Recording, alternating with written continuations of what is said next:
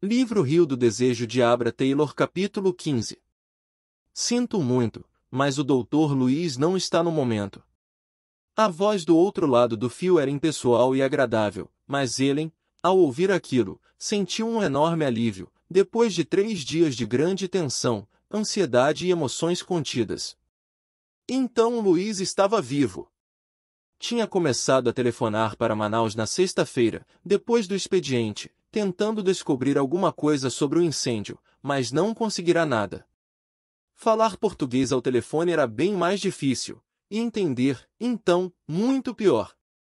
Além das ligações estarem péssimas, o número do telefone de Luiz tinha mudado e não havia como descobrir o novo, não constava do catálogo do Rio nem de Manaus. Aconselharam-na tentar de novo, na segunda-feira. Ficar esperando de braços cruzados era pior do que a morte, por isso Ellen resolveu tomar um avião até Miami e depois pegar um voo até Manaus, chegando domingo. Já era segunda-feira de manhã e, pela primeira vez desde que assistira ao filme, tinha ouvido, afinal, o que queria. Mas, ele trabalha aí, não é? Perguntou ela à telefonista do PABX. Trabalha sim, senhora, na unidade de pesquisa. Mas como já lhe disse, ele não está no momento. Gostaria de falar com algum dos assistentes dele? Não, obrigada, é só com ele. Será que poderia me dar o endereço novo dele? Não estou autorizada. A senhora quer fazer o favor de deixar o seu nome? Não precisa. E com isso, Ellen desligou, sem conseguir saber os detalhes que queria. Resolveu ir até a redação do jornal e lá descobrir mais. Ninguém morrera no incêndio, só uma velha empregada tinha sido hospitalizada por intoxicação de fumaça. Segundo a notícia, Constância estava no Rio por ocasião do ocorrido, e Luiz estava no posto médico da Floresta. Não havia referência a nenhuma criança, que deveria estar, então, com 2 meses. Ellen concluiu, portanto, que Constância deveria ter ido ao Rio com o filho, para visitar amigos. A notícia se estendia mais, discorrendo sobre a história da família Quental, do valor dos objetos destruídos, e além disso dava uma pista do lugar onde Luiz e Constância deveriam estar morando, ao falar na outra casa da família, para onde tinham levado o que conseguiram salvar do incêndio. Isso mesmo! Os inquilinos já deveriam ter saído e a família Quental devia estar morando lá. Pronto, agora já sabia tudo o que tinha ido descobrir em Manaus e era hora de ir embora. Tomou um táxi até a agência de viagens, para marcar a passagem de volta. Era triste a perspectiva de viver sem Luiz, mas ao menos sabia que ele estava vivo e isso lhe deu um pouco de paz. Quem sabe até se ele não poderia vir a ser feliz com Constância e o filho. Ellen reservou lugar no próximo voo possível, que seria na quarta-feira.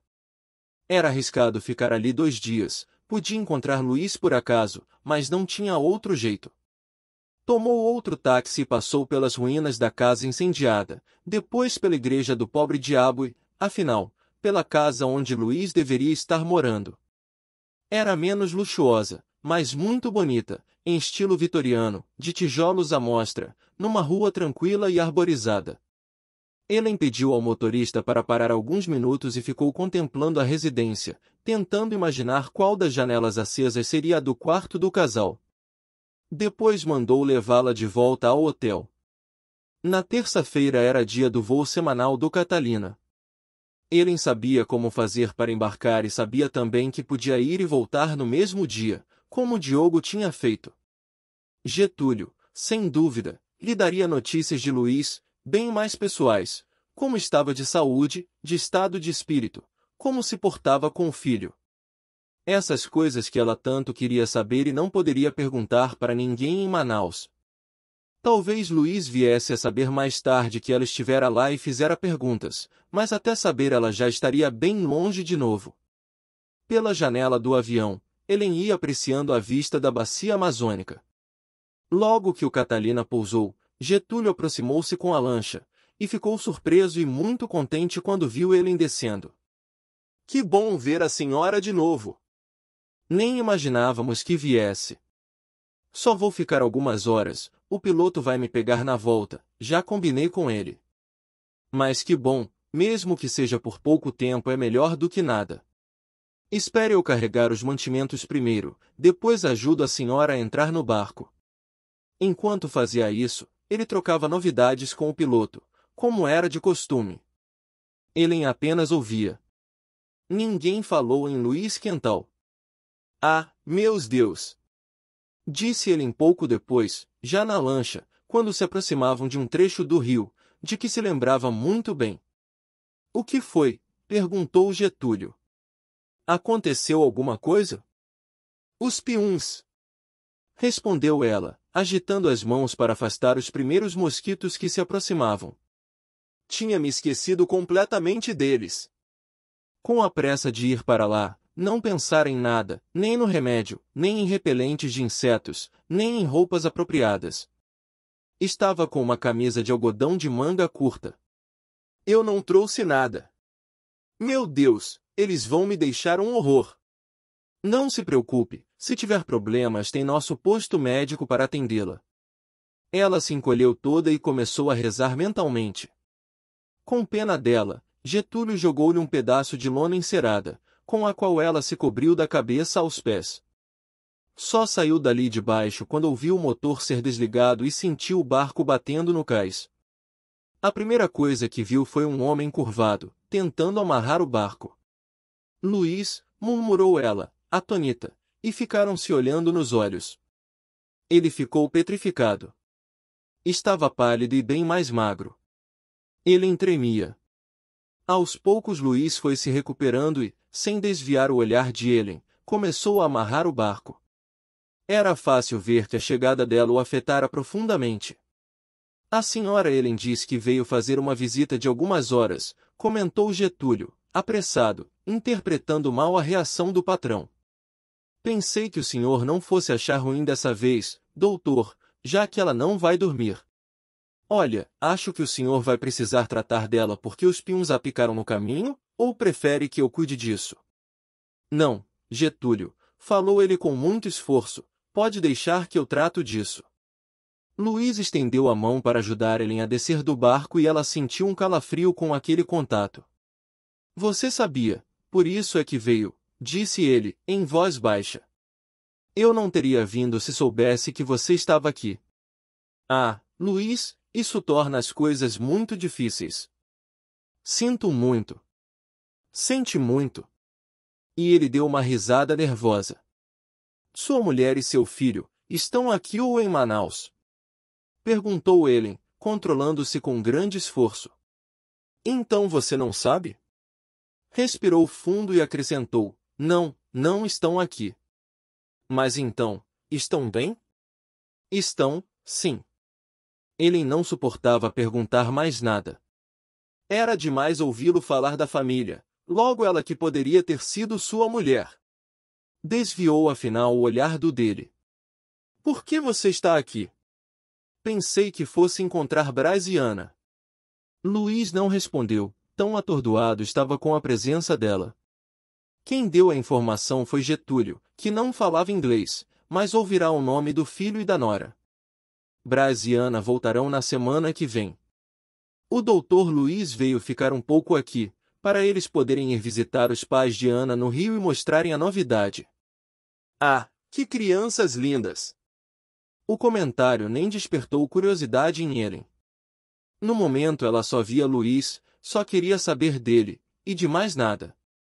Eu vou lhe explicar tudo, mas não aqui, disse Luís. Venha comigo. Depois virou-se para a lancha. Hoje você vai ter que descarregar sem a minha ajuda, Getúlio. Sim, senhor, doutor. Primeiro vamos ao posto médico. Luís pegou no braço de Helen com mão trêmula. Mas, para quê? Por causa dos piuns. Além disso, tem um paciente que tenho de examinar porque não quero interrupções quando estivermos conversando. Quando estiver sozinho com você na cabana, quero esquecer tudo mais, até que sou médico. Entraram. Luís trocou algumas palavras com Manuel, deu o remédio para Helen, e foi examinar o doente. Sente-se aqui e espere que eu já volto. Depois examino você melhor para saber se precisa ou não tomar injeção desta vez. Ellen ficou lá, na saletinha do consultório minúsculo, mas muito asseado e organizado. Estar tão perto de Louise era uma tentação grande demais, como um copo de bebida diante de um alcoólatra em prolongada abstinência. Bastaria um beijo ou uma leve carícia para que perdesse o domínio de si. Preparou sua defesa, apegando-se à ideia da mulher e do filho de Louise esperando-o em Manaus. Por isso, quando Louise voltou e fez menção de abraçá-la, Ellen ergueu as mãos. Não, Louise. Ele interrompeu o gesto do abraço, e o beijo não dado ficou brilhando em seu olhar. Eu só vou examiná-la agora. Não vou fazer nada demais enquanto não estivermos a sós na minha cabana.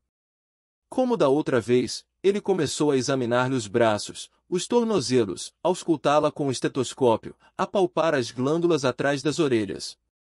Ele não podia evitar ficar toda arrepiada. Dessa vez bastam os comprimidos. Ele sorriu, terminando o exame. Guardou as coisas e pegou Ellen pelo braço delicadamente. Agora, vamos para minha cabana. Nós precisamos ficar a sós. Não. Ela puxou o braço. Não pegue em mim, Luiz. Não devemos falar mais nada. O olhar dele acariciava-lhe o corpo todo. Acredite-me, não precisa ficar com a consciência pesada. Não há motivo. Vamos! Deixe-me explicar e você vai entender. Você já me disse isso. Se tem alguma coisa para explicar, explique aqui mesmo. As coisas mudaram, Ellen, ouça-me. Um fio de esperança brotou dentro dela. Então primeiro diga o que mudou, depois a gente vai para lá. Você vai me forçar a tratar disso aqui, num lugar público, onde poderemos ser interrompidos a qualquer momento. Quando lhe contar vou querer estar num lugar onde possa abraçá-la. Não me torture, Ellen, não seja tão cruel. Vamos. Não, Luiz. Fale-me aqui mesmo. Ah, meu Deus!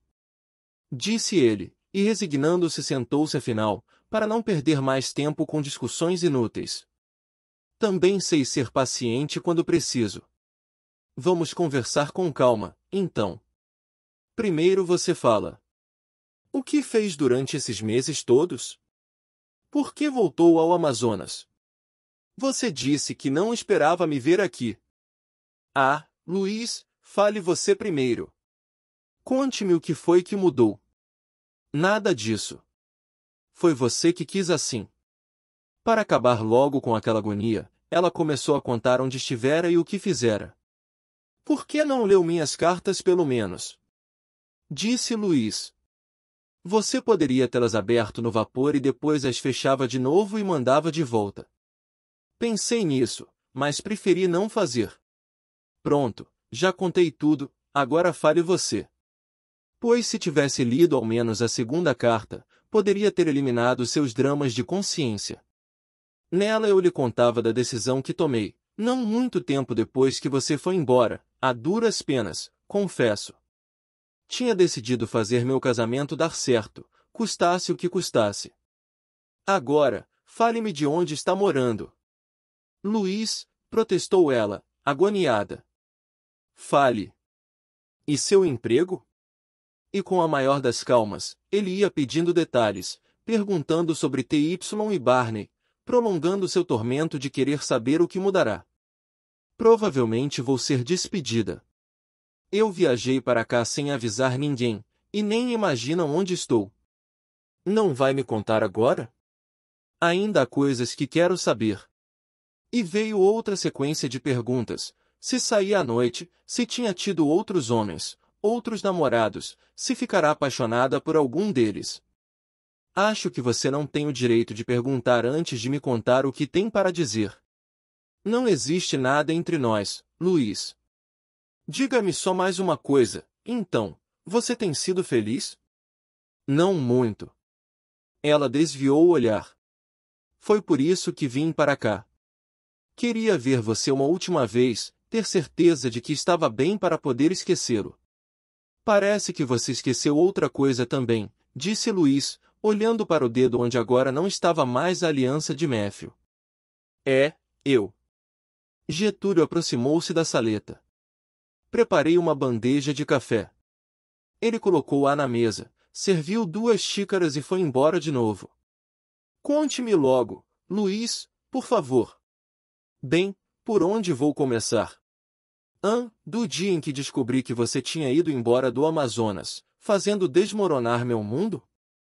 Ou dos dramas de consciência que me dividiam e me impediam de correr atrás de você? Ou ainda de quando decidi fazer de tudo para salvar meu casamento? Ou, quem sabe, do dia em que me tornei pai? Nunca soube se foi um menino ou uma menina. Os 2. Gêmeos? Ele confirmou com um gesto de cabeça. Ele tentou rir. Deve ser contagiante, aqui no Amazonas. Quer dizer que você se lembra que isso acontece muito com os xarás? Sabe que agora eles aceitam o fato? A semana passada, mesmo, nasceram 2 e vão nascer mais 2 daqui a alguns meses, de Maria e Equete. Ah, Luiz, que maravilha! Então eles se casaram, afinal. E são muito felizes. Ouvi dizer que tudo começou com aquela pedrinha verde. Incrível o que uma simples pedra pode fazer. Ele fez uma pausa e continuou. Pois é, agora as mulheres grávidas admitem ser examinadas. O que mudou a mentalidade dos xarás? Ver os seus filhos gêmeos? Ellen, lembra o que lhe contei de minha mulher? Pois é, os filhos não são meus, eles nasceram ruivos como o Brás. Isso é uma característica que só ocorre quando há os genes na família e Brás. Ele deu um tempo para que Ellen digerisse a notícia e continuou. Constância admitiu a verdade. Ela também se surpreendeu, não imaginava que fossem nascer como o pai. Sabe, Ellen, Constância estava disposta a usar os filhos de outro homem para me prender e manter o casamento. Luiz, conte-me tudo. Calma. O fato é que as crianças nasceram ruivas. Os xarás só viram 2 pessoas na vida com cabelo vermelho, Getúlio e Brás. Eles sabem que cabelo vermelho é herdado dos pais. Você sabe que Brás é mestiço de xará. Daí aos índios aceitarem o fenômeno de gêmeos foi um passo. A tribo toda foi ver de perto as crianças e se convenceram. Todos queriam ver os bebês de Ana. Diana? Brás e Ana vão adotá-los, só faltam as formalidades legais, mas já assumiram as crianças como filhos. Ana ficou até muito contente. Ela sabia da infidelidade de Brás, por isso não ficou tão chocada e agora está se sentindo toda maternal. Luiz respirou fundo, preparando-se para continuar o relato. Quando Constância abandonou as crianças, elas estavam com 2 meses.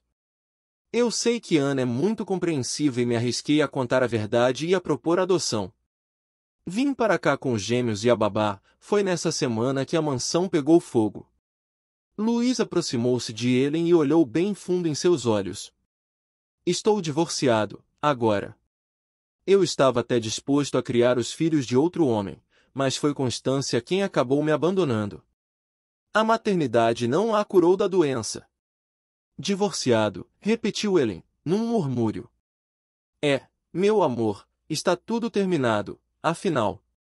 Constância saiu de minha vida para sempre.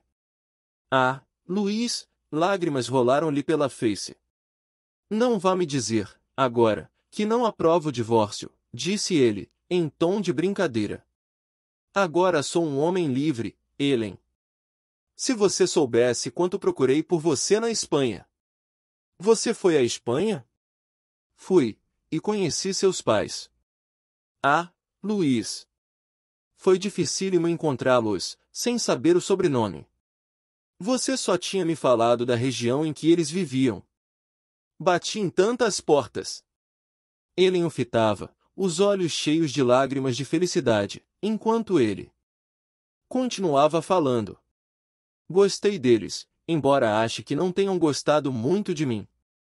Mas eles querem só a sua felicidade, acham que você merece depois de tudo que sofreu, por isso abençoaram nossa união e me deram seu endereço em Nova York. Eu já estaria lá procurando você se não tivesse prometido a Brás e Ana ficar aqui para que eles pudessem ir até o Rio, tratar dos documentos. Fiquei com vontade de matar T.Y. e Barney por terem mentido para mim. T.Y. e Barney achavam que você era um grosseirão da pior espécie. Ela riu. E é isso que você pensa de mim, também? Você já pensou uma vez, que eu sei muito bem. Mas no fundo do coração nunca senti que você fosse isso, Luiz. Então vai me aceitar. A chama do desejo brilhava no olhar dele, mas dessa vez havia também carinho e ternura. Não disse que era melhor estarmos na minha cabana? Luiz ergueu-a nos braços e levou-a até sua cabana, e quando Helen disse, afinal, que o amava, que o aceitava, ele a beijou com paixão e doçura. Seus lábios se buscavam sedentos e carentes, depois da longa separação. Agradavam-se e beijavam-se como se quisessem confirmar as promessas de amor. Se você quiser podemos esperar, não quero que pense que sou um animal, disse Luiz, entre beijos e carinhos. Helen simplesmente apertou nos braços e depois começou a desabotoar-lhe a camisa, bem devagar. Luiz, meu amor, suas mãos deslizaram sobre os pelos daquele peito másculo. Não quero esperar mais nada. Fim.